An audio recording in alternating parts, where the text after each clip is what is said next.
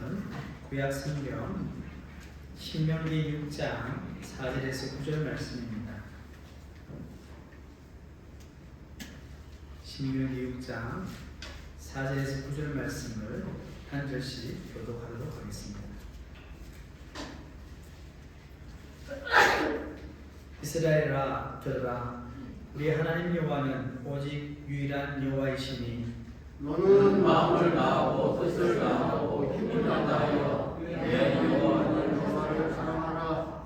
오늘 내가 내게 명하는 이 말씀을 너는 마음에 새기고 내 자녀에게 부지런히 가르치며 시간에 있을 때든지 길을 갈 때든지 누워 있을 때든지 일어날 때든지 이 말씀을 강조하시며 너는 또 그것을 내 손목에 매어 기호를 삼으며 내 미간에 붙여 표로 삼고 너도 네 인돌수와 악함에 기록할지니라. 아멘. 할렐루야. 아멘. 하나님의 영광이 우리 성도들 가운데 있기를 축복합니다. 아멘. 춘추 시대, 중국의 춘추 시대 제나라의 제상 관중이라는 사람이 있습니다. 이분이 지은 책으로 전해지는 고대 중국의 철학서가 있는데요. 그 이름이 관자라는 책입니다. 이 책에 나오는 구절을 한번 소개해드리겠습니다. 한자로 되어 있는데 1년직의 막여수국이라. 1년의 계획은 곡식을 심는 것보다 더 나은 것이 없다. 10년직의 막여수목이라. 10년의 계획은 나무를 심는 것보다 더 나은 것이 없다. 종신직의 막여수인이라. 평생의 계획은 사람을 키우는 것보다 더 나은 것이 없다. 어떻습니까? 오랜만에 한자를 보니까 이 구절은 교육과 인재의 양성의 중요성을 강조하는 말인데, 교육은 백년지대에 있다라는 뜻과 같은 의미입니다. 사람을 잘 길러내면 100년이 든든하다라는 말입니다. 이처럼 고대로부터 교육의 중요성을 설파하고 있지만 정작 우리나라 교육의 현실은 어떻습니까? 안타깝게도 진정한 의미에서 사람을 키우는 것과 거리가 먼 것 같습니다. 우리나라의 교육의 현실을 여실히 보여주는 말이 있습니다. 그것은 입시 위주 교육입니다. 입시 위주 교육은요, 그동안 학교 교육의 전 과정을 왜곡시켜 왔습니다. 먼저 교육 목적이 변질되었습니다. 전인 교육이 아닌 입시 자체가 교육의 목적이 되어버렸습니다. 이러한 입시 위주의 교육은 수많은 학생을 입시 경쟁으로 내몰고 있습니다. 교육이 행복이 아니라 고통이 되었고, 고등학생만 아니라 중학교, 초등학교, 심지어 취학 이전의 아동들까지 입시 위주의 교육에 함몰되어 신음하고 있습니다. 기독교적 관점으로 입시 경쟁을 볼 때 이런 경쟁이 유발되는 그 밑바닥에는 인간의 욕망이 자리 잡고 있음을 보게 됩니다. 그래서 이 입시 문제는 더 이상 교육적, 사회적 현상만이 아니라 종교적 현상이요, 영적 현상이라 말할 수 있습니다. 이런 현상의 이해가 교회학교에서 중고등부로 올라갈수록 학생들의 예배 참석률이 어떻게 됩니까? 출석률이 현저히 떨어지게 됩니다. 이런 현상의 밑바닥에 과연 무엇이 깔려 있을까요? 기독교 작가 헨리 나우엔의 말을 빌려보면 그 현상의 밑바닥에는 상향성의 욕구가 깔려 있습니다. 상향성의 욕구. 이 상향성의 욕구는 더 높은 위치, 더 많은 부, 더 큰 권위를 소유하려는 인간의 본성을 반영합니다. 끝없이 올라가려는 욕망, 즉 바벨탑을 쌓던 인간들처럼 상향성을 추구하는 욕망을 말합니다. 성도 여러분, 세상 교육의 한계가 바로 여기에 있습니다. 아무리 교육에 대한 이상적인 목표와 비전을 가지고 있어도 그것을 실천해야 할 인간이 죄인이라는 사실을 간과하고 있습니다. 그래서 우리는 기독교 교육에서 그 대안을 찾아야 합니다. 기독교 교육은 세상의 교육과 무엇이 다를까요? 대표적인 기독교 교육학자 존 로버츠는요, 기독교의 본질에 대해서 다음 5가지를 말했습니다. 첫 번째는 뭐냐면 그 본질이 하나님의 형상 회복입니다. 기독교는 타락한 인간성을 회복하여 하나님의 형상을 닮아가도록 돕는 과정이라고 정의합니다. 이는 인간의 내적인 변화와 성숙 그리고 그리스도를 닮아가는 성화의 과정이 교육의 핵심 목적임을 강조합니다. 반면에 세상의 교육은 타락한 인간성에서 변화와 성장을 추구하기에 교육에 한계가 있을 수밖에 없습니다. 두 번째 본질은 성경 중심 교육입니다. 기독교 교육의 핵심은요, 성경적 가치관을 중심으로 한 교육입니다. 성경을 교육의 기준과 지침으로 삼아서 삶의 모든 영역을 성경적 세계관으로 조망하는 것이 중요하다고 봅니다. 반면에 세상의 교육은 인간의 지혜와 지식이 교육의 기준과 지침이기에 각 시대에 따라 그 교육의 기준과 방향이 바뀌는 불안정한 측면이 있습니다. 세 번째 본질은 전인적 성장입니다. 기독교 교육은요, 지적, 도덕적, 정서적, 신체적, 그리고 영적 측면을 균형 있게 발전시키는 데 목적이 있습니다. 단순히 학업 성취를 넘어 학생이 전인적으로 성장하고 사회와 교회에서 적극적으로 기여하도록 돕는 데 초점을 맞춥니다. 세상 교육도 전인적 성장을 말하지요. 전인적 성장을 늘 말합니다. 그런데 가장 중요한 영적 측면을 다루지 않고 있습니다. 네 번째 문제는 공동체와의 연대입니다. 기독교 교육은요, 개인의 신앙 성숙을 넘어서 공동체적 책임을 자극하도록 합니다. 이는 나눔과 섬김의 실천을 통해 교회와 세상을 섬기는 지도자를 양성하는 것이 교육의 또 다른 본질이라는 말입니다. 세상의 교육도 이 부분을 추구하지만 인간의 죄성으로 인해 사실 달성하는 데 큰 한계가 있습니다. 마지막 본질은요, 영원한 목적을 향한 준비입니다. 기독교 교육은 이 세상에서의 성공만을 목표로 하지 않고 영원한 하나님 나라를 바라보며 준비하는 삶을 가르치는 데 초점이 맞춰져 있습니다. 이를 통해서 교육은 현재의 삶과 영원한 삶의 의미를 통합적으로 이해하도록 돕습니다. 하지만 세상의 교육은 현세의 지향적이라는 분명한 한계를 가집니다. 성도 여러분, 기독교 교육을 통해 우리는 하나님의 말씀으로 파괴된 하나님의 형상을 회복시킬 수 있습니다. 또한 전인적 성장을 이루어서 영원한 하나님 나라를 향하는 소망을 가진 하나님의 일꾼을 세울 수 있습니다. 우리는 이와 같은 기독교 교육의 본질에 근거해서 신앙을 다음 세대에 전수해야 하는 선교적 사명을 가지고 있습니다. 오늘 말씀의 제목이 뭡니까? 우리가 꿈꾸는 교회 5번째 교육 공동체. 그 부제가 뭡니까? 전인적 다음 세대를 키우는 교회입니다. 여러분 교회 비전 도표를 한번 보십시오. 자, 동김에 교회 비전을 큰 소리로 한번 읽어보겠습니다. 시작. 상임의 공동체와 승림의 공동체로 일상하는 교회. 자, 상임의 공동체는 예배 공동체, 교제 공동체, 성리적 공동체는 성김 공동체와 생명 공동체. 그 중간에 겹쳐져 있는 부분이 있죠. 그 안에 교육 공동체와 양육 공동체가 있습니다. 오늘은 이 교육 공동체에서 말씀을 나누겠습니다. 여기에서 우리는 아주 단순한 질문을 던질 수 있습니다.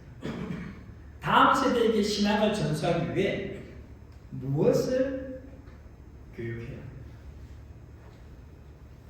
이 질문은 너무나도 단순하면서도 중요합니다. 우리가 다 아는 답이죠. 뭘 가지고 교육해야 돼요? 하나님의 말씀인 성경입니다. 성경이 진정 하나님의 말씀임을 믿으십니까? 하나님의 말씀을 믿으십니까? 하나님의 말씀이 우리의 영혼을 살리는 영의 양식임을 믿으십니까? 아멘. 그러기에 여러분이 말씀을 듣고 있죠. 마지막으로 하나님의 말씀만이 우리의 삶의 기준과 지침임을 믿으십니까? 아멘. 아멘. 하나님의 말씀에 대한 이와 같은 확고한 믿음이 있어야 하나님의 말씀은 성경으로 다음 세대에게 담대히 말씀을 가르칠 수 있습니다. 교육할 수 있습니다. 본문 6절의 말씀을 함께 읽겠습니다. 오늘 내가 내게 명하는 이 말씀을 너는 마음에 새기고 이제 빨간색으로 이 말씀이 나잖아요. 여기서 이 말씀은 무엇을 가리킬까요? 직접적으로는 바로 앞구절을 가리킵니다. 본문 5절이죠. 너는 마음을 다하고 뜻을 다하고 힘을 다하여 내 하나님 여호와를 사랑하라. 그러니까 본문 6절에서 말하는 이 말씀은 내 하나님 여호와를 사랑하라. 또한 신명기 말씀의 전체 맥락에 비추어 볼 때 이 본문 6절의 이 말씀은요 모세의 율법 전체를 그립니다. 왜냐하면 하나님을 사랑하는 것이 율법의 핵심 가치 아닙니까? 하나님을 사랑하고 내 이웃을 사랑하는 것이 율법의 핵심 가치입니다. 그리고 지금 이 말씀을 읽고 있는 우리에게 본문의 6절 이 말씀을 너는 마음에 새기게 되는데 이 말씀이 뭘까요? 바로 이 성경책, 이 하나님의 말씀. 성도 여러분, 하나님의 말씀인 성경이 신앙교육의 중심입니다. 그렇다면 신앙교육의 목표는 무엇입니까? 그것은 다음 세대가 하나님을 만나 하나님을 사랑하는 자로 세워지는 것입니다. 이런 측면에서 볼 때 하나님의 말씀은 하나님과 인간을 이어주는 결정적인 매개체입니다. 그래서 하나님의 말씀을 듣는 것이 중요합니다. 본문 4절의 말씀을 함께 읽겠습니다. 이스라엘아 들으라 우리 하나님 여호와는 오직 유일한 여호와이시니. 아멘. 여러분들 이스라엘아 들으라. 여기 히브리어로 하면 쉐마 이스라엘. 쉐마 이스라엘. 쉐마가 들으라. 쉐마라는 말 다 들어보셨죠? 들으라. 신앙교육에 있어서 하나님의 말씀을 듣는 것이 아주 중요합니다. 지금 이 시간 여러분이 설교를 듣고 있는 것처럼 하나님의 말씀을 들어야 영의 양식을 얻을 수 있습니다. 또한 하나님의 말씀을 들어야 영적으로 재충전되고 전적인 치유와 회복의 역사를 경험할 수 있습니다. 이 자리에 부모의 위치에 있는 분들이 있습니까? 자, 부모의 위치하면요 현재 자녀를 두고 계신 분들입니다. 저도 자녀를 두고 있거든요. 또한 손자, 손녀를 두고 계신 분들, 또 부모, 그리고 영적인 부모도 있어요.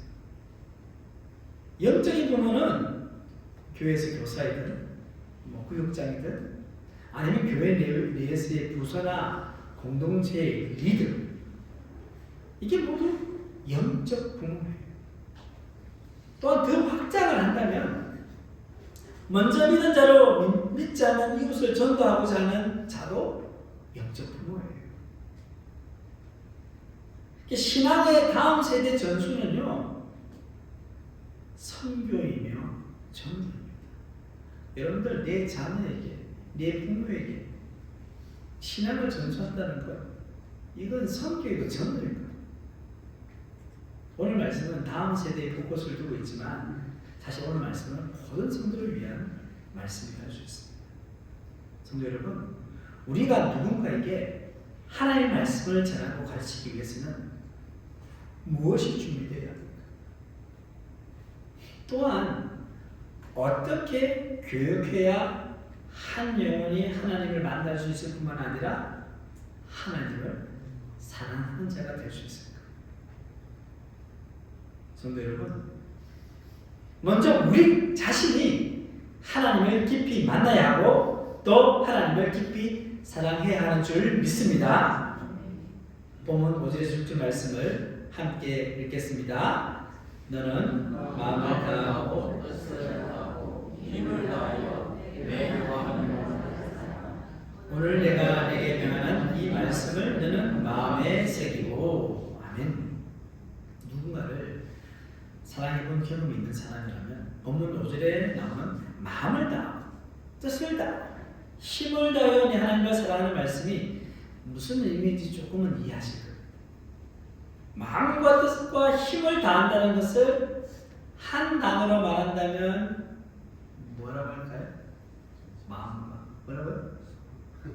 예, 저는 그것을요 정성이라고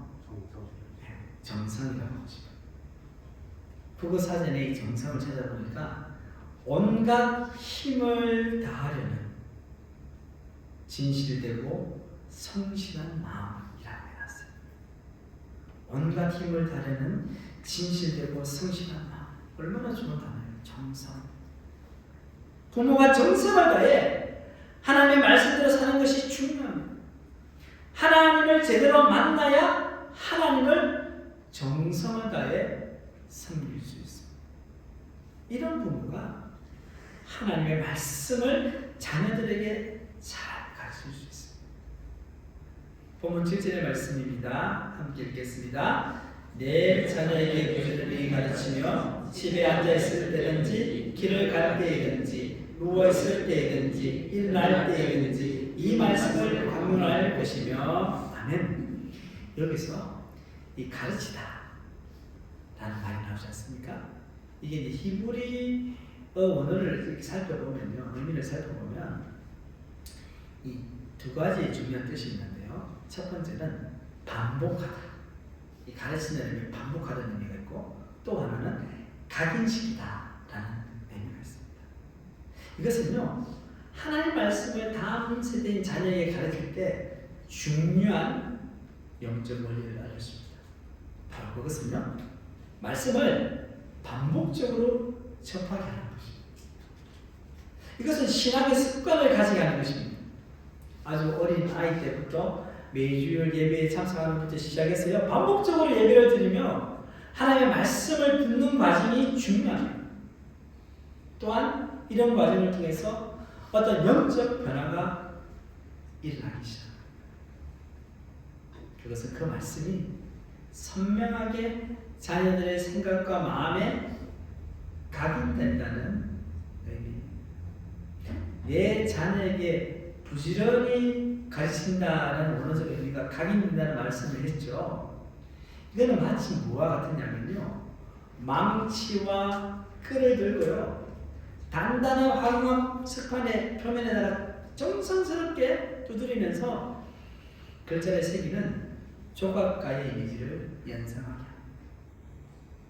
또래 글을 새기는 작업은 정말 힘든 일이지만 일단 완성되면 그 메시지는 지워지지 않습니다.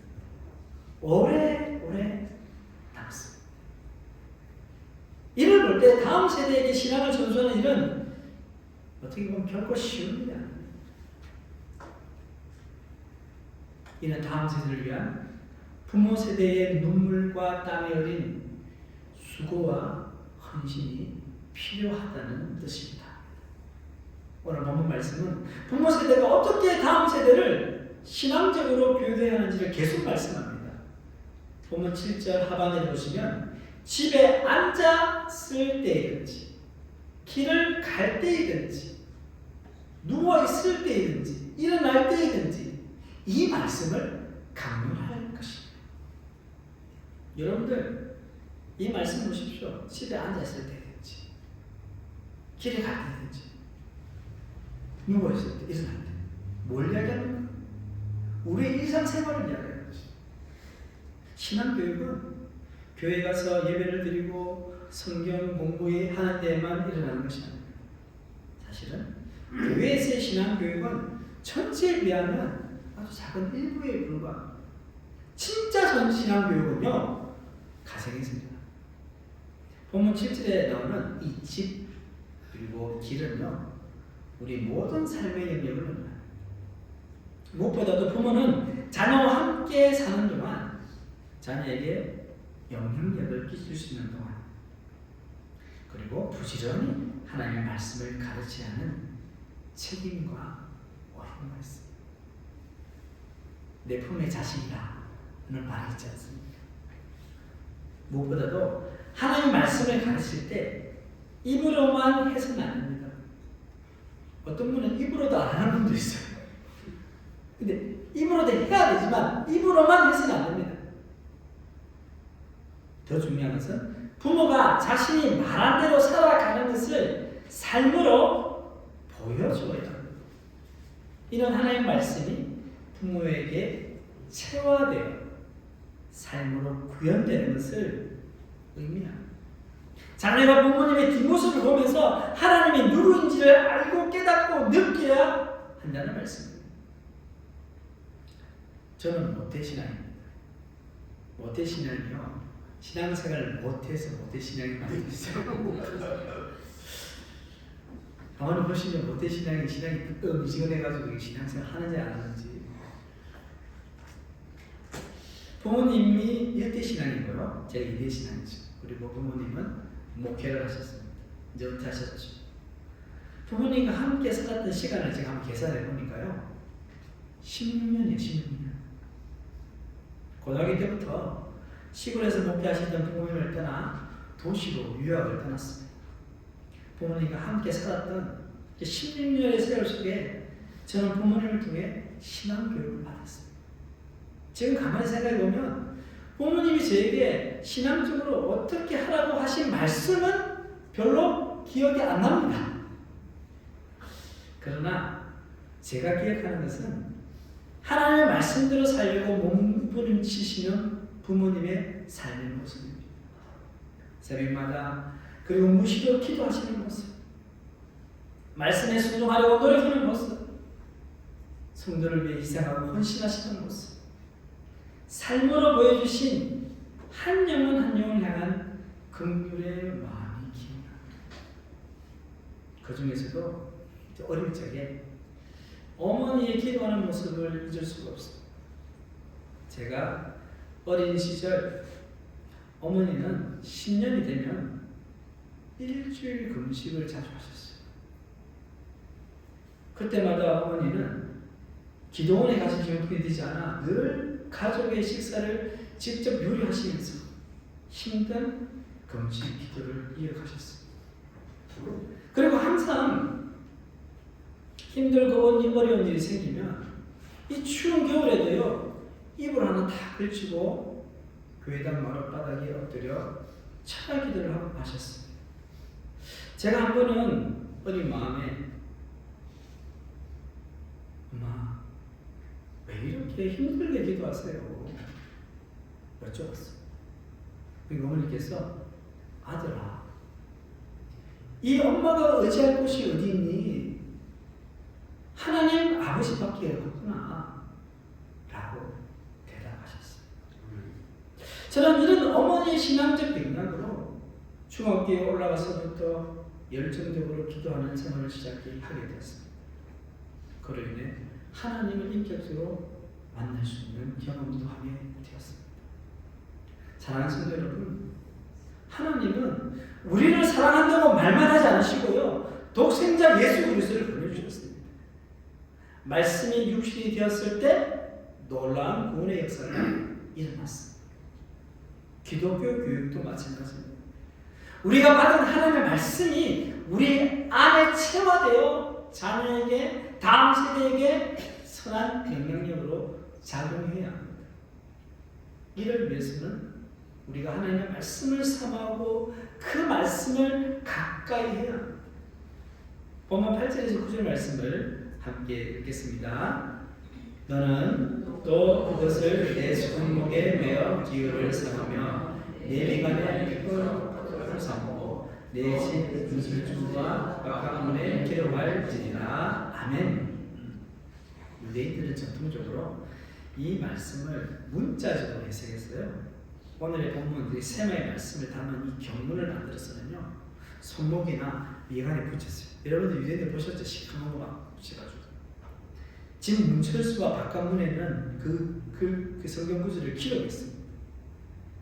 이 말씀 사실 비유적인 표현으로 하나님 말씀을요 수중에 그리고 바로 눈앞에 두라는 뜻입니다. 이 구절을 우리의 삶에 적용하면 뭡니까? 하나님 말씀을 매일 읽고 묵상하고 그리고 그 말씀을 암송하는 것. 여러분 말씀이 좋으면요 암송하게 되어 있어요. 여러분 노래도 좋아하는 노래 내가 외우려고 안 해도 어떻게 됩니까? 자연스럽게 나오는 거예요. 말씀도 그렇다는 거죠. 말씀을 가까이 한 방법은 개인마다 다양하지만 중요한 것은 말씀을 읽고 묵상하고 암송하고 나누는 것을 자신의 삶의 습관으로 만드는 것입니다. 내년에 우리 교회가 하는 말씀 훈련 중에 하나가 바로 성경 통독 카톡방을 운영하는 것입니다. 오늘 주보에 나와 있죠. 제가 나중에 자세히 설명해 드리겠습니다. 신년 초가 되면 많은 성도님들이 성경 일독을 목표로 혼자 성경 통독을 시작하는데요. 작심삼일 때가 왔습니다. 그래서 함께 성경을 통독할 수 있도록 소그룹을 묶어주면 성경을 통독하면서 서로 격려를 주고받으면서 매일 성경 읽는 습관을 만들 수 있습니다. 성경으로 이제 말씀을 마무리하겠습니다. 우리 교회에 다시 다음 세대 아이들이 몰려오기를 소망합니다. 아멘. 영유아 유치부, 아동부, 청소년부, 청년부가 다시 새롭게 세워지기를 소망합니다. 우리 자녀들이요 하나님의 말씀을 통해 예수님을 인격적으로 만나 전인적으로 성장하길 소망합니다. 예수님을 믿는 우리 자녀 세대가 바로서야 한국, 대한민국의 미래가 있습니다. 요즘 나라가요 혼란스럽고 뒤숭숭하고 얼마나 힘든 가운데 있습니까? 이럴 때 우리는 실대고 원망하고 불평하고 다른 사람 탓을 합니다. 비판받아 마땅한 사람들이지요. 그러나 하나님 믿는 성도는요 세상 사람들이 하는 대로 원망하고 불평하고 비판하는데 머물러 있어서는 안 돼요. 우리가 나라를 위해서 무엇을 할 수 있는지 고민해야 합니다. 먼저 나라를 위해서 기도해야 합니다. 무엇보다도 우리에게 맡겨주신 자녀들을 말씀으로 잘 양육하는 것입니다. 교회는 다음 세대를 교회뿐만 아니라 나라와 민족에 쓰임받는 전적인 일꾼으로 세우는 일에 매진합니다. 또한 이 자리에 계신 각 성도님들은요 자신의 가족들을 돌아보았어요. 사랑하는 자녀들, 사랑하는 손자 손녀들 말씀으로 가르침을 받아 전인적으로 건강한 신앙인으로 자랄 수 있도록 힘을 줘야 됩니다. 위에서 기도해야 됩니다. 그들을 사랑하고 섬겨줘야 됩니다. 무엇보다도 포항세밀교회가 다음 세대를 품고 신앙으로 교육하는 교회가 될 수 있도록 모든 성도님들이 한 마음으로 기도하며 헌신해 주시기를 간절히 바랍니다. 기도하겠습니다. 사랑과 은혜의 하나님, 오늘 말씀을 통해 우리가 다음 시대에 신앙을 준수해야 할 사명을 다시 깨닫게 하시니 감사합니다. 입수 위주의 그 교육이 아니라 하나님의 형상을 회복하며 전인적 성장을 이루는 참된 교육이 이루어지게 하여 주옵소서. 주님, 우리 교회와 성도들이 하나님의 말씀을 중심으로 다음 세대를 양육하며 가정과 교회에서 하나님을 사랑하는 믿음의 세대를 세울 수 있도록 도와주시옵소서. 부모가 정성을 다해 말씀을 삶으로 보여주며 자녀들이 이를 통해 하나님을 만나는 은혜를 허락하여 주옵소서. 우리의 자녀들이 세상의 욕망과 경쟁을 넘어 영원한 하나님 나라를 바라보는 일꾼으로 자라나길 간절히 소원하며 이 모든 말씀 우리 주 예수님의 이름으로 기도드립니다. 아멘.